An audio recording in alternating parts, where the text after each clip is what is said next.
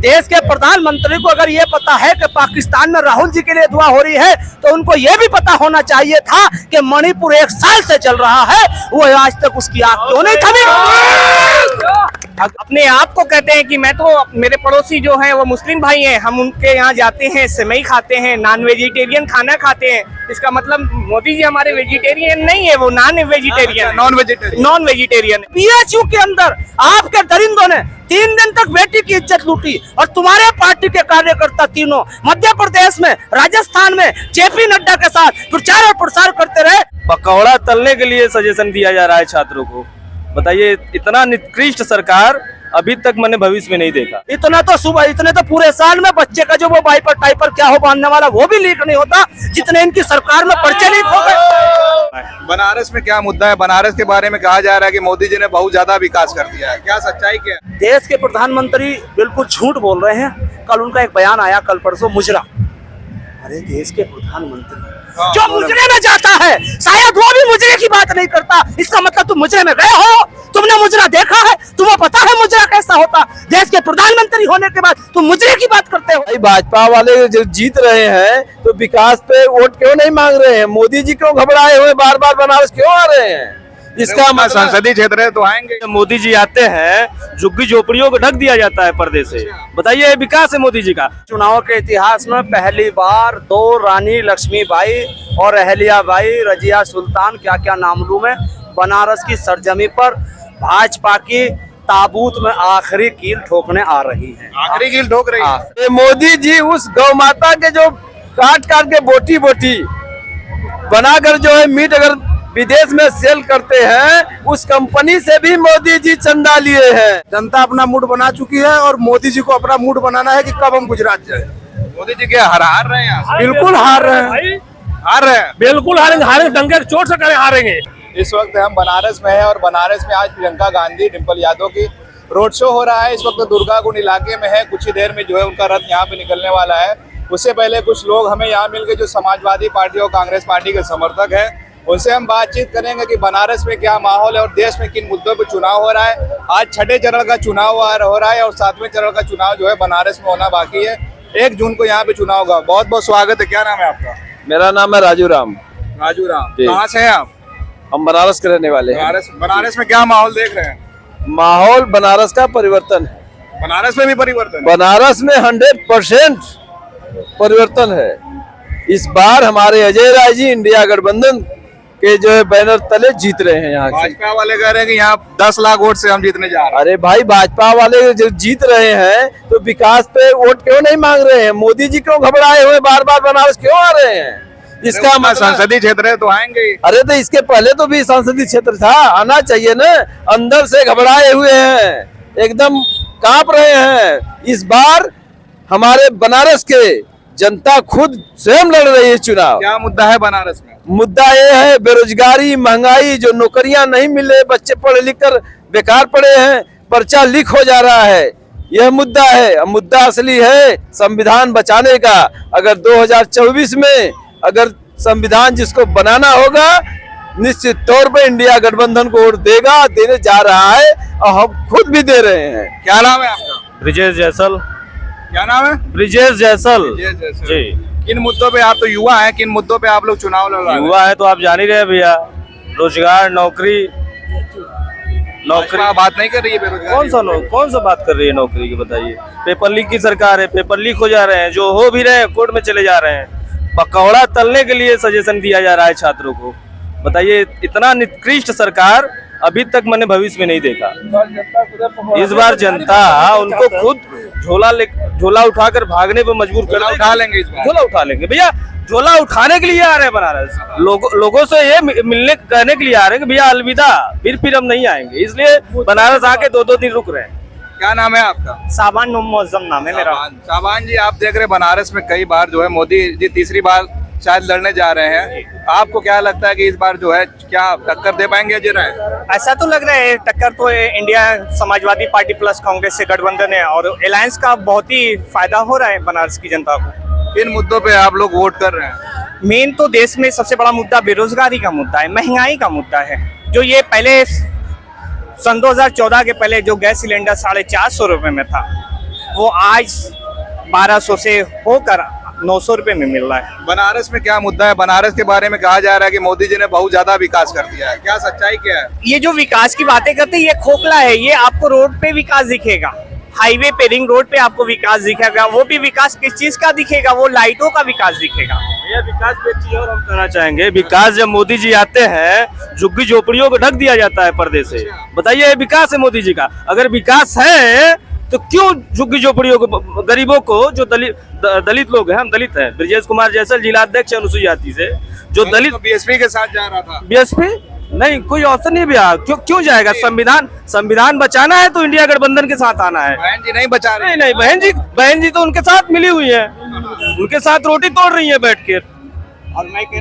और मैं कहना चाहता हूँ, देश की ये जो राजनीति इस समय चल रही है वो तुष्टीकरण की राजनीति चल रही है। हमारे देश के शीर्ष नेतृत्व पे काबिज हमारे देश के प्रधानमंत्री वो कहते हैं कि वो तुष्टीकरण की राजनीति करते हैं, वो हिंदू मुस्लिम करते हैं। ऐसा कैसे हो सकता है? वो अपने आप को इंटरव्यू में देते हैं तो कहते हैं कि अगर मैं ऐसा कहता हूं कि ये मेरे लिए सबसे बड़ा दुर्भाग्य का वो है हिंदू मुस्लिम करना, और अपने आप को कहते हैं कि मैं तो, मेरे पड़ोसी जो हैं वो मुस्लिम भाई हैं, हम उनके यहाँ जाते हैं, सेवई खाते हैं, नॉन वेजिटेरियन खाना खाते हैं। इसका मतलब मोदी जी हमारे वेजिटेरियन नहीं है, वो नॉन वेजिटेरियन है। किसी भी मुस्लिम समाज के यहाँ ईद वाले दिन सब्जी नहीं बनती है, सब्जी नहीं बनती। दूसरी चीज है, मैं कहना चाहता हूँ आप विकास के मुद्दे पे बात करिए ना। आपने जो 10 साल काम किया आप उसके मुद्दे पे बात करिए, आप उस पे वोट लीजिए ना।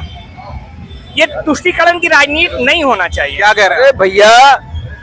जिस हिंदू धर्म में जिस हम गौ माता कहते हैं, ये मोदी जी उस गौ माता के जो काट के बोटी बनाकर जो है मीट अगर विदेश में सेल करते हैं, उस कंपनी से भी मोदी जी चंदा लिए हैं। जो फर्जी इंजेक्शन लगाया गया है, करोड़ों लोग मर गए हैं जो है, उस कंपनी से भी मोदी जी चंदा लिए हैं। और इस देश में सबसे बड़ा घोटाला जो है तो इलेक्टोरल बॉन्ड का घोटाला है। और से बात कर लेते हैं। क्या नाम है आपका? विनोद यादव जी।